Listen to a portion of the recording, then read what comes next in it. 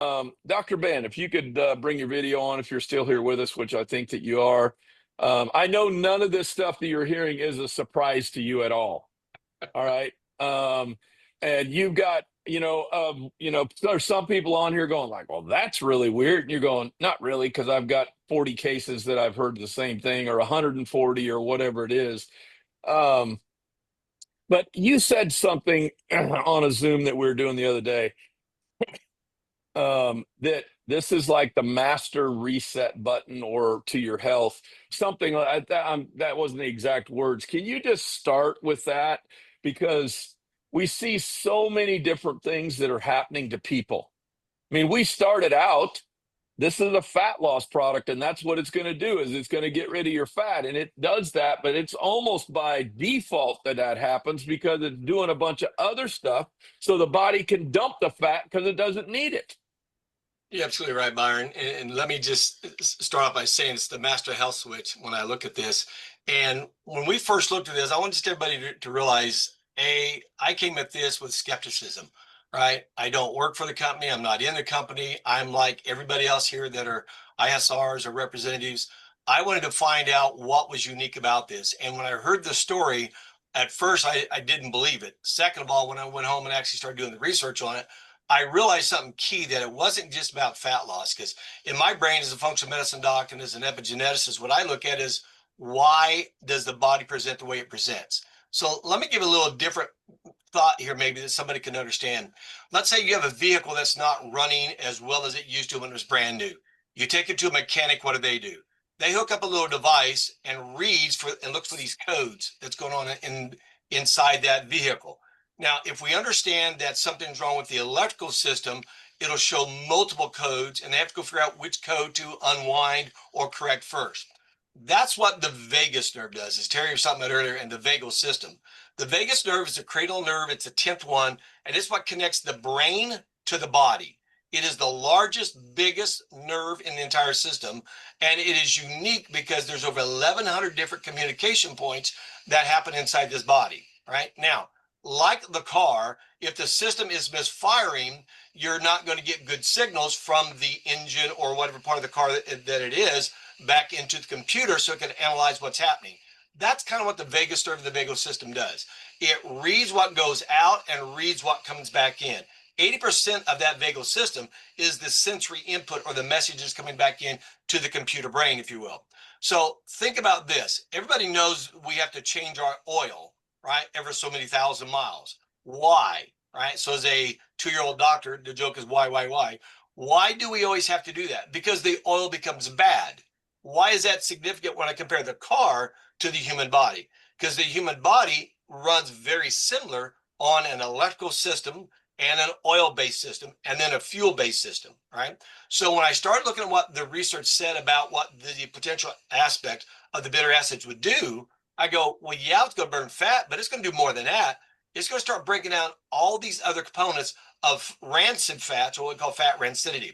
And when I dug into that and started realizing all these potential things were there, I just came up with a bunch of different things that I looked at and said, well, fat's everywhere, from the brain to the bone, from the eyeballs to the chest, to the breast, to the gut. There's visceral fat, subcutaneous fat. There's brown adipose tissue. There's bone adipose tissue. There's nerve adipose tissue.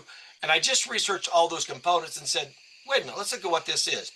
If I look at what the bitter acids do, how Terry said, they don't do much. They do one thing very specific, right? They turn on the receptors. And when they turn on the receptors, then that turns on the computer. And now the computer goes out and starts reading the entirety of the body. Why is that critical?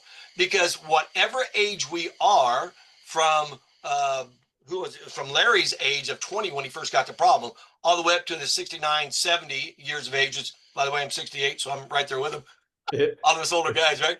So, and gals. So when I look at what's happening here within these systems, these 1,100 different systems, I started looking at what happens from the brain to the nerves, to the hormones, to the neuroendocrine system, to the digestive pathway, to the circulatory system, to the lungs and the airways, to the kidneys, to the pancreas. I looked at all the aspects of what happened. And here's the thing that intrigued me. When I looked at this, I said, okay, I don't know if this stuff's going to work. Before I bring it to my practice, let me find some guinea pigs and let me see what happens. So I, 4 or 5 of my doctors, we've done almost over 1,000 different patients now using this product. Now, here's what's significant. We've been doing this for almost 15 months now, right? Because when we got involved with this, testing it out, when the product first was coming out, we've had people that have been on this product for over 15 months, right? I was the first one on all the different ones we've done.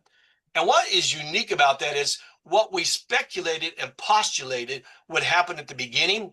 We've seen every bit of that happen, and then some, even beyond that. And the beauty of it is, it's kind of like in my mind as I'm watching this as a physician, it's almost like a roller coaster. And Terry, you mentioned this when people kind of come on and come off, because we had people at the beginning, they were on 4, 6, 8 weeks, they got feeling really great, they got off of it. 4, 6 weeks later, they're feeling bad again, they got back on it. And so we watched the roller coaster effect of the results of people that were on the product, going off the product, and coming back on the product. And so once we took in enough data that with several hundred people, we said, okay, we know that this is at least a 90 to 120 day minimum trial people need to do to see what's happening. And yeah, we watched blood, we watched saliva, we watched urine, we watched stool cultures, we watched DNA. We saw all those factors on these people, and we were able to actually watch exactly what was happening. I love how you said earlier, the blood doesn't lie. Yeah, blood always tells the truth, right? Feelings will lie to us, how we feel, but blood and our test results are always there. That's why we take those, because they're the vital things that we look for life. So let me bring this back here into a car analogy real quick. If you continue to run your car on bad fuel and bad oil, what's going to happen? Something's going to blow. And when that something blows, it's going to cost a lot to fix it. Well, if we go into the body and look at 1,100 different systems and go, as things start misfiring and not working right, they start turning themselves down, or the brain no longer pay attention to it. And that's what we see that these fats that become rancid actually do. They're inflammatory, right? And when they become inflamed, they're a fire. But here's the beauty of what happens in a bad way. It starts interrupting the signals that nerve, that vagus nerve and vagal system are sending out. And now the signal is misplaced, or it's sent and it misfires, and the body doesn't know what's going on. When you take this bitter acid and you turn that on, we take that Phix and it turns on those lights. My first thought was it turns them all on, all right? And I think it turns on the circulatory system, but it takes time to go out and come all the way back. And so over time, as we've been watching people here the last year and a half almost, is we're seeing different things improve over time.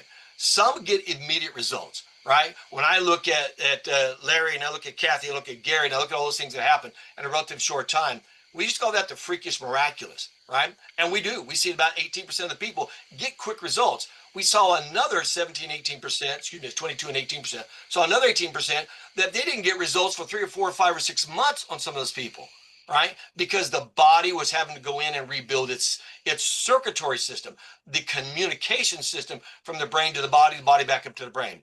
And when I started watching all those different things happen, I just started watching all of these different diseases. Here's what people think. People think that sugar is the worst thing for the body. And yes, it's very bad. I don't want to downplay sugar. But that's not the number one thing that causes disease and illness and symptoms and autoimmune conditions in the human body. It's rancid fats. How do fats become rancid? Just like the oil in our car, if we misappropriately feed it or misappropriately use it, all right, if we cause too much heat, we get too much damage into UV, AV, BV, UV radiation into it, that's going to alter it. If we put a lot of sugar into it, now it becomes bad. And here's the problem. Once you do that and you turn on these different adipocytes, they will actually create more rancid fats and more sugar. What's the end game of that? Metabolic syndrome. The problem's going to end up into diabetes, all forms of it. We're going to see all kinds of problems going on. We're going to see a lot of things happen eventually into cardiovascular disease. Number one killer in North America, right? Cardiovascular disease.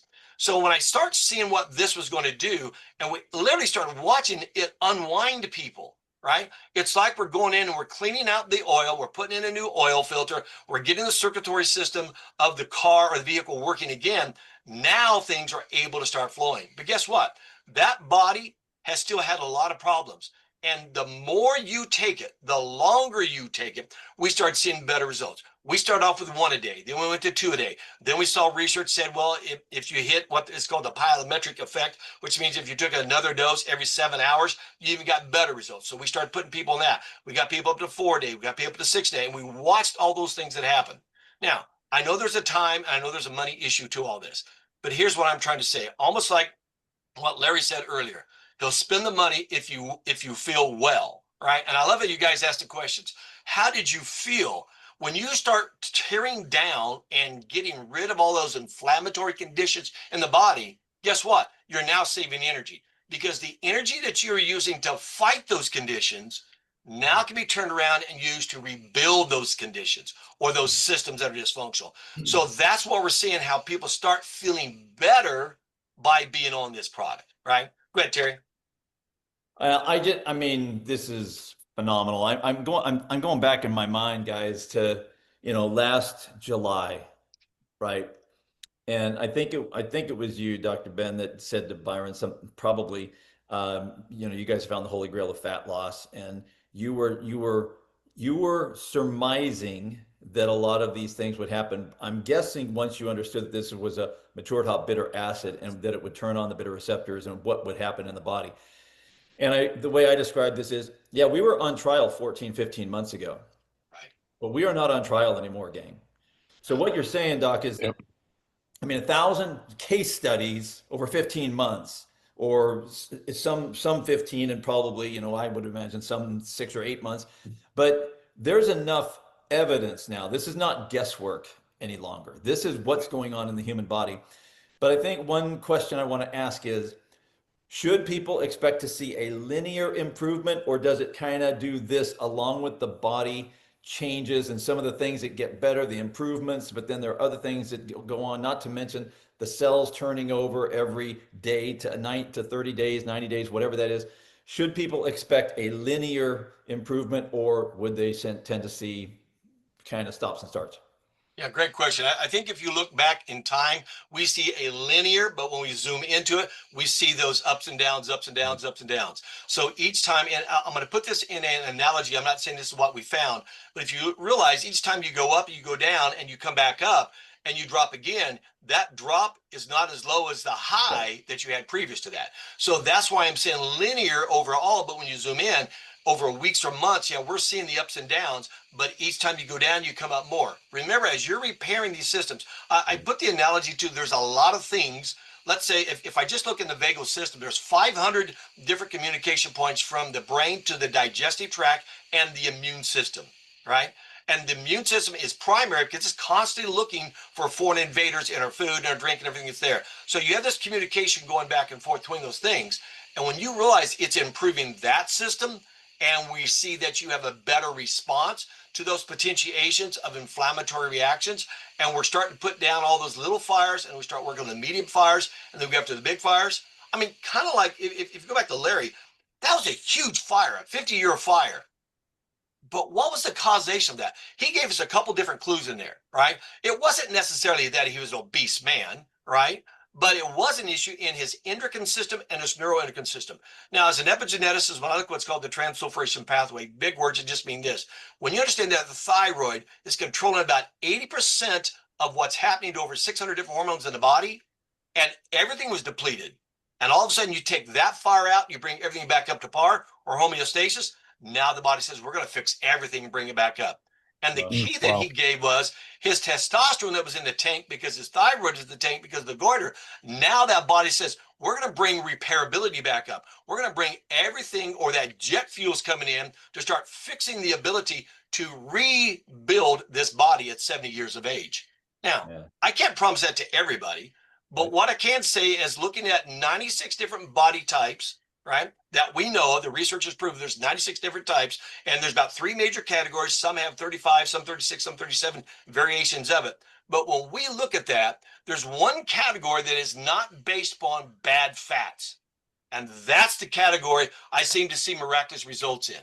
The other 2 categories, they take time, because it's so much damage has occurred that it takes time to shut the fire off, put the fire out, get rid of all the debris the fire caused, and rebuild, reconstruct that body back up to its God-given way. And I found some very unique things, and I've talked about this a few times in the past. When you get into the potentiation stem cells inside that gut, and you're rebuilding the DNA the way you were born, not the DNA of the age you are.